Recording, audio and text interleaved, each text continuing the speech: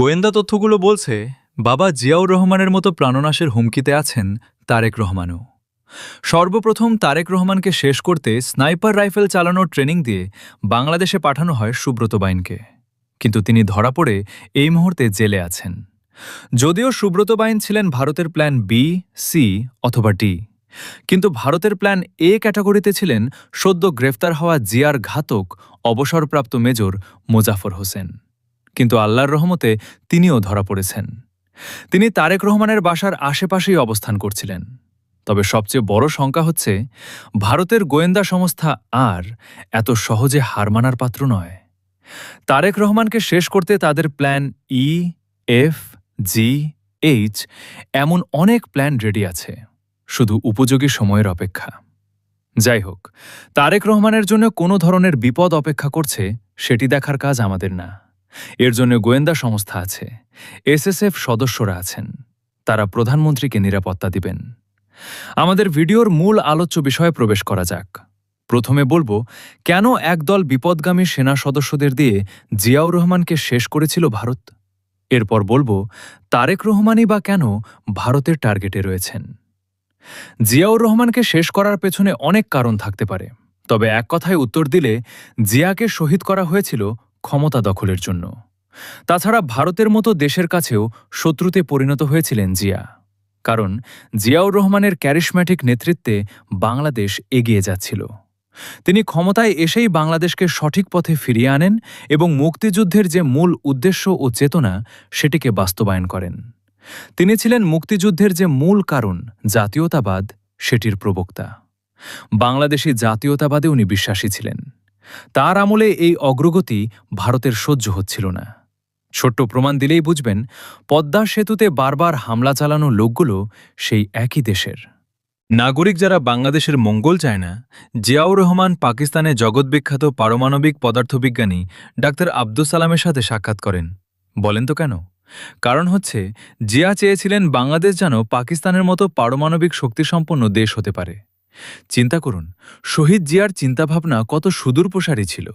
এমনটি হলে আজ কোনোভাবেই ভারত বাংলাদেশের উপর ছড়ি ঘোরাতে পারত না। পাকিস্তান, চীন আর বাংলাদেশের চাপে কুকুর হয়ে থাকতে হতো। তবে প্রশ্ন করতে পারেন, পারমাণবিক অস্ত্র তৈরি জিয়া কেন পাকিস্তানের সাথে আঁতাত করেছিলেন? উত্তর খুব সহজ। ভারত কি আমাদের পারমাণবিক প্রোগ্রামে সাহায্য করবে? করবে না।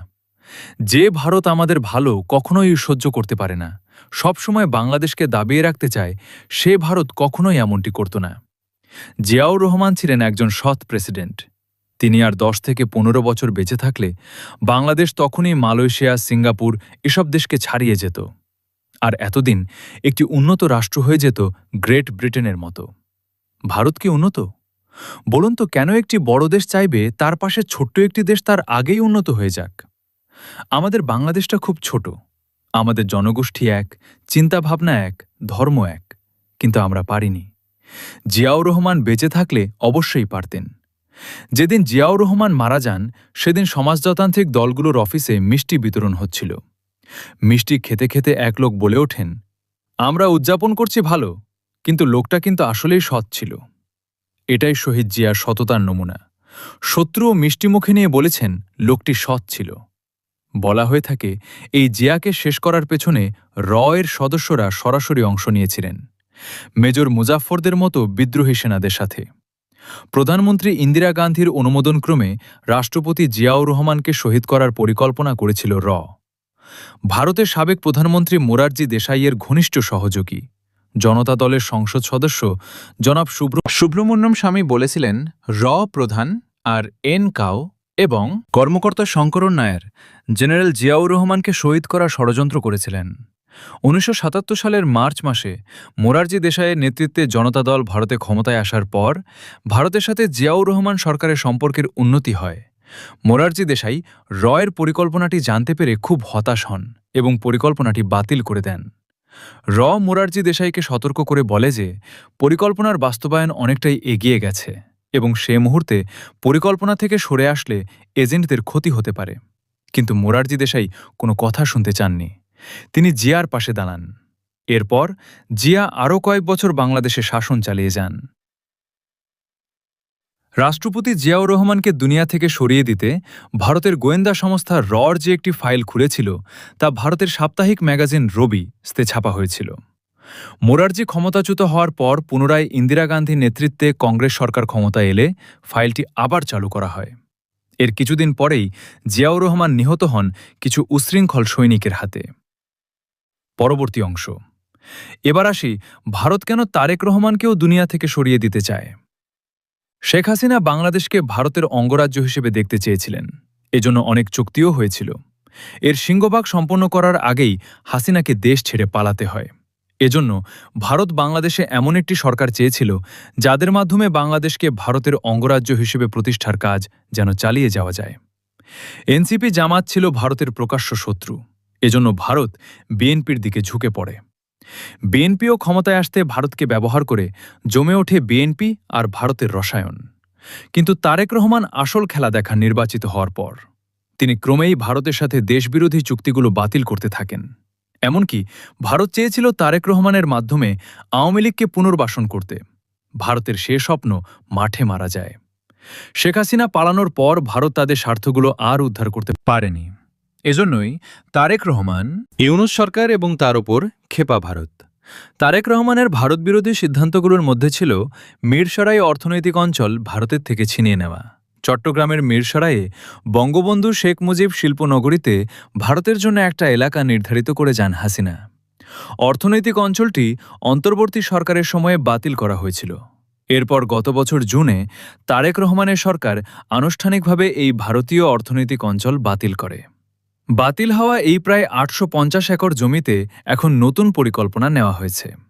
চলতি বছরের জানুয়ারিতে সেখানে ডিফেন্স ইকোনমিক জোন বা সামরিক অর্থনৈতিক অঞ্চল স্থাপনের সিদ্ধান্ত নেওয়া হয়, যার মূল উদ্দেশ্য সামরিক ও প্রতিরক্ষা সরঞ্জাম, যুদ্ধাস্ত্র ও গোলাবারুদ উৎপাদন করে দেশের প্রতিরক্ষা সক্ষমতা বাড়ানো এবং বিশ্ববাজারে সরবরাহ করা। আরও শুনলে অবাক হবেন, এই অঞ্চলটি এখন দিয়ে দেওয়া হয়েছে চীনকে। বাতিলের কারণ হিসেবে তারেক রহমান বলেন, ৫ আগস্টের পর ভারত যে আচরণ দেখিয়েছে তা বন্ধুত্বসুলভ ছিল না এবং ফ্যাসিস্ট সরকারের সঙ্গে ভারতের সম্পর্ক ছিল একপাক্ষিক, স্বার্থান্বেষী ও আগ্রাসী। এই প্রেক্ষাপটেই ভারতের জন্য বরাদ্দ জমি বাতিলের সিদ্ধান্ত নেওয়া হয়েছে। এরপর বাগেরহাটের মোংলা বন্দরের পাশে ভারতের জন্য শেখ হাসিনা আরেকটি ১১০ একরের অর্থনৈতিক অঞ্চল লিখে দিয়ে গিয়েছিলেন। কিন্তু ২০২৫ সালে মোহাম্মদ ইউনূসের নেতৃত্বাধীন অন্তর্বর্তী সরকার তা বাতিল করে দেয়। এই জমিতে এখন তারেক রহমানের নির্দেশে চীন বিনিয়োগ করছে। তারেক রহমানের সাম্প্রতিক চীন সফরে বাংলাদেশ ও চীন এই জমিতে অর্থনৈতিক অঞ্চল গড়ে তোলার চুক্তি চূড়ান্ত করেছে। তারেক রহমানকে ভারত শেষ করতে চায়, এর পেছনে আরও কিছু কারণ আছে। নয়াদিল্লির উদ্বেগের বিষয়গুলো হচ্ছে তিস্তা প্রকল্পে চীনের সম্পৃক্ততা, সম্ভাব্য সামরিক সহযোগিতা এবং বাংলাদেশ চীন অর্থনৈতিক করিডোর। অন্যদিকে মোদির আমন্ত্রণ সত্ত্বেও তারেক রহমান আগে মালয়েশিয়া ও চীন সফর করেছেন। ভারত সফরের কোনো নির্দিষ্ট সময়সূচি এখনও ঘোষণা হয়নি। সরকারের ঘনিষ্ঠ মহল থেকে বলা হয়েছে, প্রয়োজন হলে ভারত সফর হবে, নির্দিষ্ট কোনো তাড়া নেই। এই বিষয়টি ভারতের জন্য অপমানকর। তাছাড়া তারেক রহমানের সাম্প্রতিক চীন সফরকে দক্ষিণ এশিয়ার ভূরাজনীতিতে বড় মোড় হিসেবে দেখছে ভারতীয় গণমাধ্যম।